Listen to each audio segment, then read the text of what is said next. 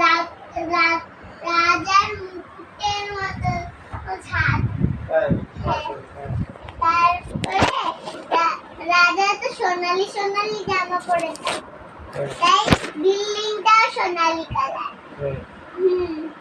আর building এর এক সাইডে চোখ ড্রয়িং করা, আরেকটা মুখ, আরেকটা হাত ড্রয়িং করেও দিছে, হাতে দিছে। তারপর পা বলে ভিতরে থেকে দেখেন, এখানে বলে থাকে, এই ছবি এঁকে দিছে। তারপরে একদিন ওইগুলো ওই রাস্তাটা ভাগাভাগি হয়ে গেল। ভাগাভাগি বলতে ওই যে একটা দৌড়ি বড় বড় দৌড়ি লাগাইছে, নিচে নিচে লাগায় যেন গরিব না আসতে পারে, বড় লোকের উঠান, আর বড় লোক যেন গরিবের ওই উঠানে না যায়।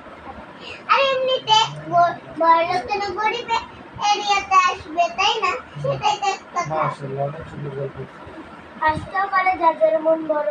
হ্যাঁ, তার মন তো বড়, কিন্তু আসতে অনেক চেষ্টা করতেছিল কথা বলার সাথে, কিন্তু পারতেছিল না।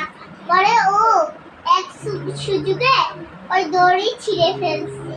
ছিঁড়ে ফেলার পরে রাজা এসে বলে যে, এই তুমি এটা ছিঁড়লে কেন? ও বলে, আমি আমার বন্ধুর কাছে যাওয়ার জন্য। বন্ধু ওই তোর?